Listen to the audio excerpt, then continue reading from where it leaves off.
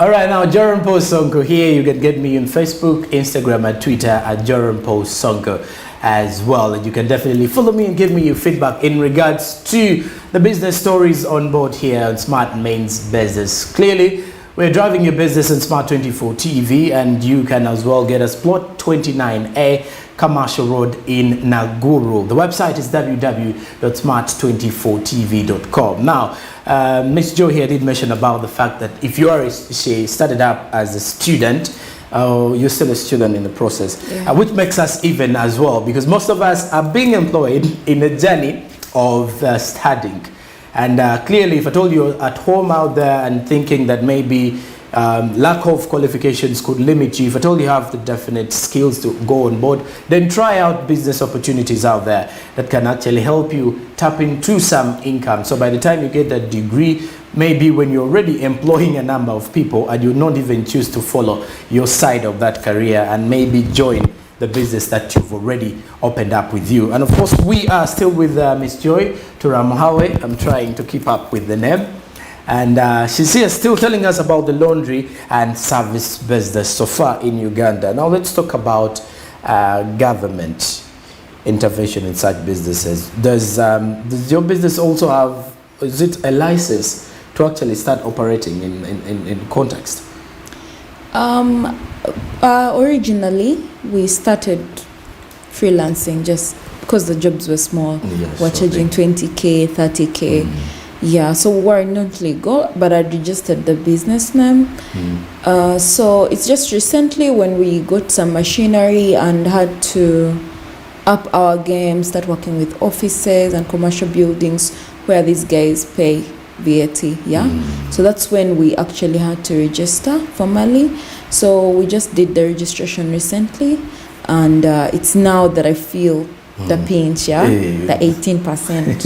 It's when you realize the taxes are real in the government. Taxes are real, they're really real. So we are fully registered, KCC, everything, we have all the licenses.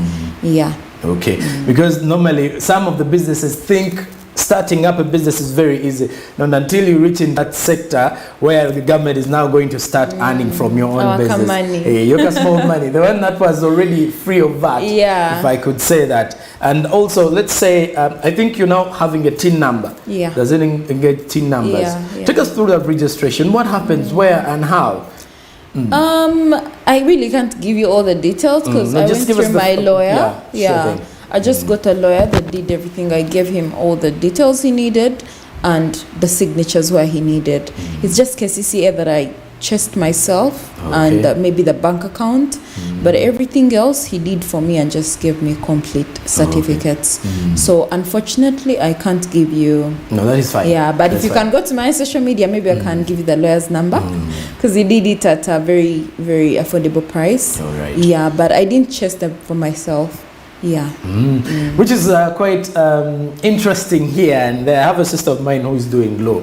So I think, my dear sister, we are going to have some money once you're done. I've realized how lawyers are tapping into every aspect of the sector here in Uganda. Everywhere you're seeing lawyers working in hand as in some business aspects.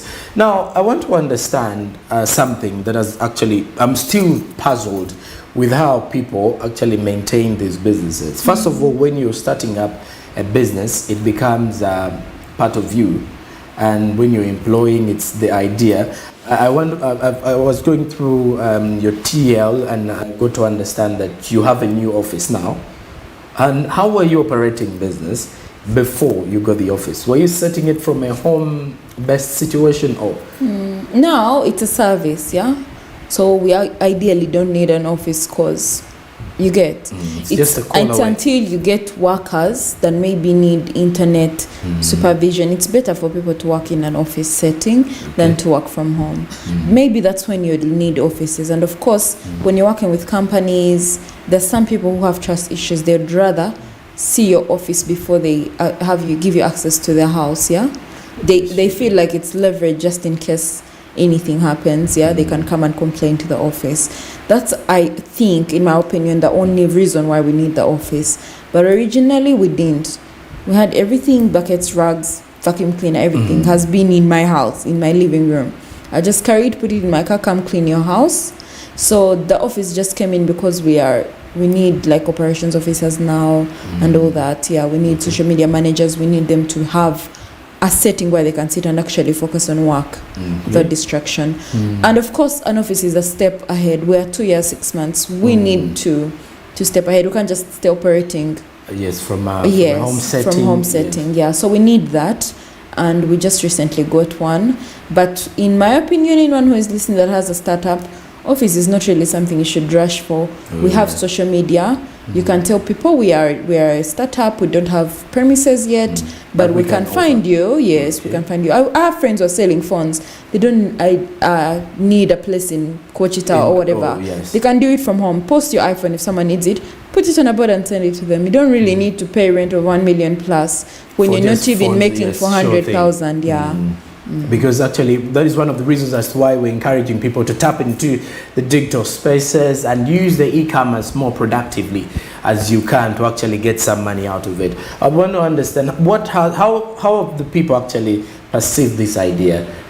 Because I think if I'm to look into this kind of business, it's very...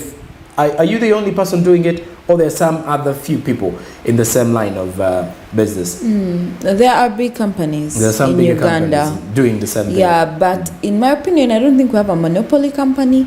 Okay. If you ask people off head, what's the biggest cleaning company in Uganda?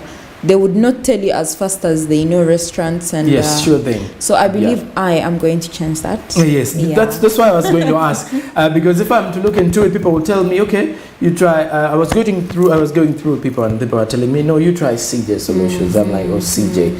It's because we are digital. We are not the biggest, but we are the loudest. You have the numbers. Yeah, we have the numbers. We have the media. Yes. So I think that's the way to go. Yeah. So I believe we don't have a company that has pushed all out to say we are the biggest cleaning company in Uganda. What.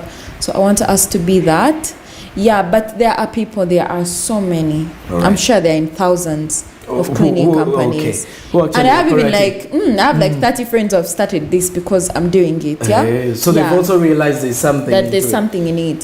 So there are so many, very, very many cleaning companies. So this potential, of course, there's competition everywhere. Yes. You just have to try and beat up the competition. Yeah. So what is the feedback that you've been getting from people? Because I do understand 2 years in the business becomes hard sometimes. You may get positive feedback, and then there's some negative comments that sometimes tend to put us down if at all you're just a new startup.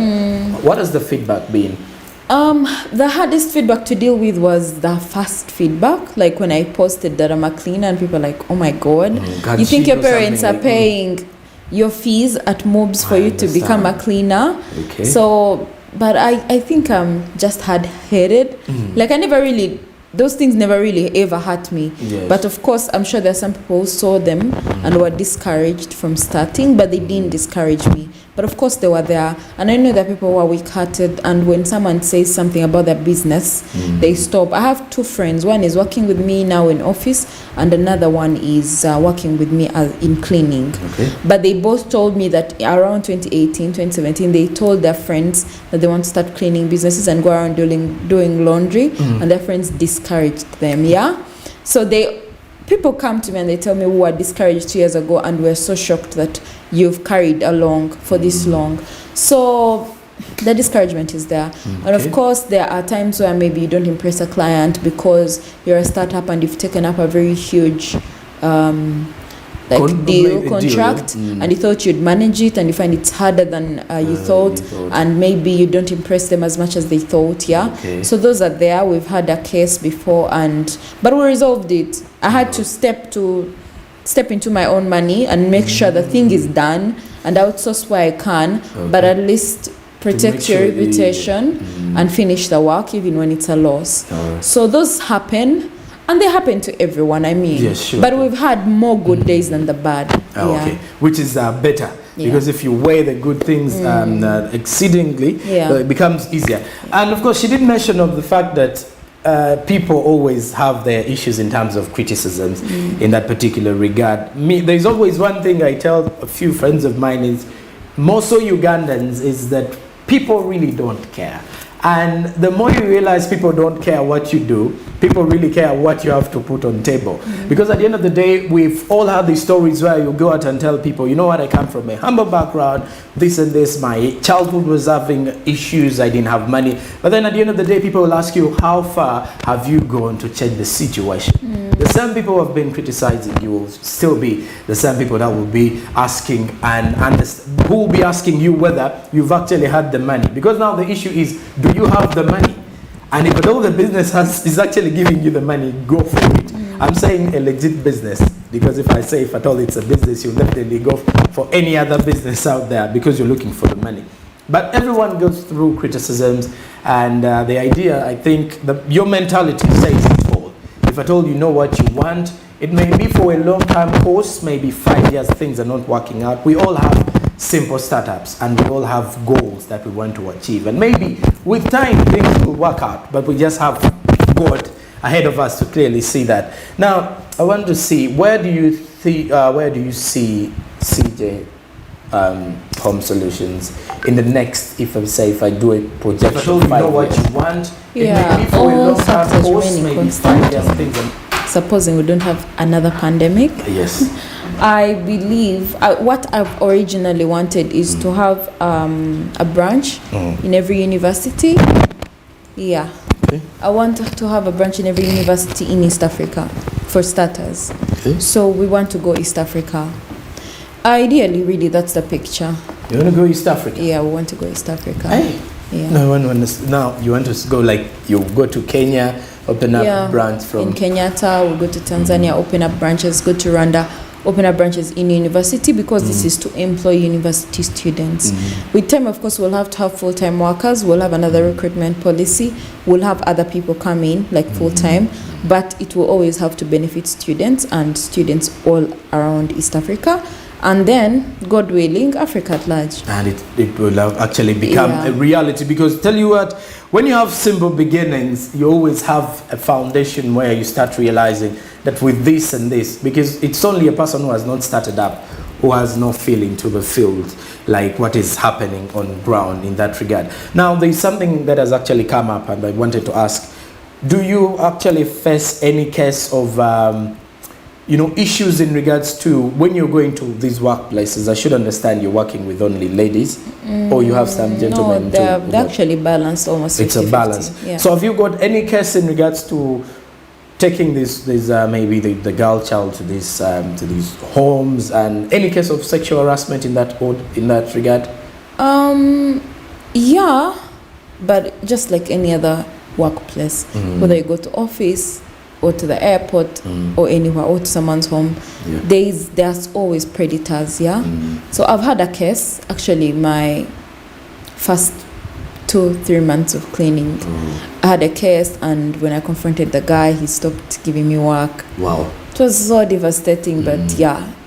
I've also had another case where some guy was harassing a lady and I had to change her. I tried to replace her with a guy, but he wasn't interested. That's when I realized we need to drop him as a client. Okay. So those things happen, of course, they do.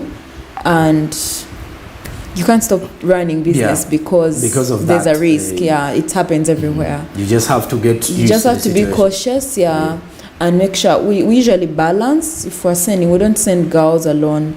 I send like maybe 2 guys and then 2 ladies. They go and pull it off. So talking about that particular one, you did mention about clients. So do you now have permanent clients, and you know that this month I'm going to deal with this particular person, the other month I will definitely be dealing with the other person? Do you have those particular clients that you've already settled down? We have a few, but the nature of our services is deep cleaning. Okay. Ugandans don't do deep cleaning every weekend. Yes. Even They most do of them it once a year. quarterly. Some even do it once a year. Others do it when they're entering a new house, and I mean everyone can clean. Yes. Or very many people can clean. So it's easy for people to clean their own houses. They just need you to do the first touch after construction or first touch after renovation. So those are the majority of the clients we have. The ones who need a house cleaning, maybe because they have visitors, because they have kwanjula, because they have a wedding, things like that. Yes. So we don't have as many. They are there, but the majority are one-timers. They just come out and we need contact you to clean a renovated house or pavers. You know, you don't clean pavers every weekend. Just clean them when they really get dirty. Okay, sure thing. Now with the CJ Home Solutions, definitely the word home says it all.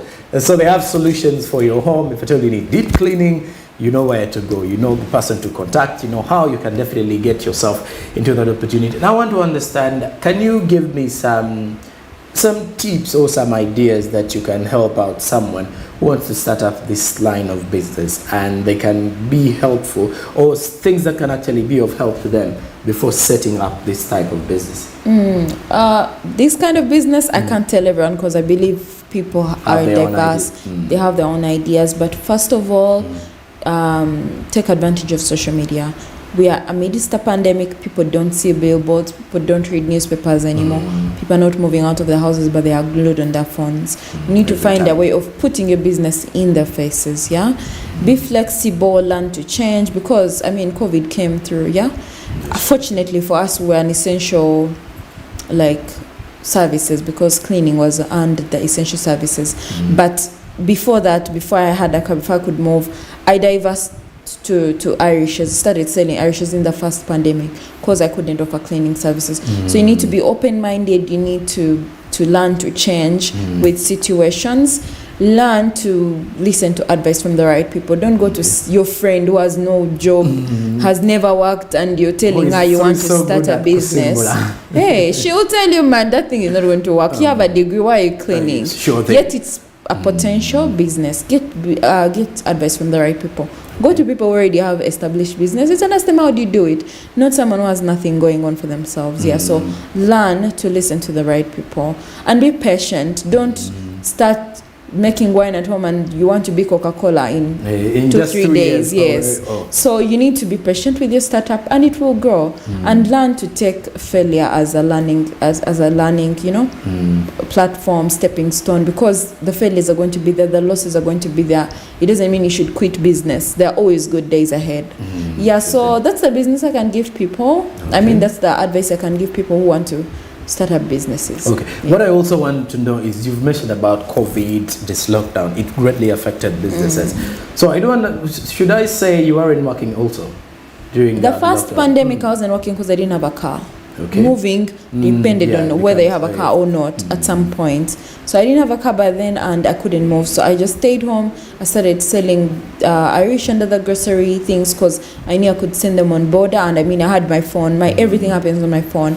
I just told people I'm selling Irish, and people are buying, including restaurants.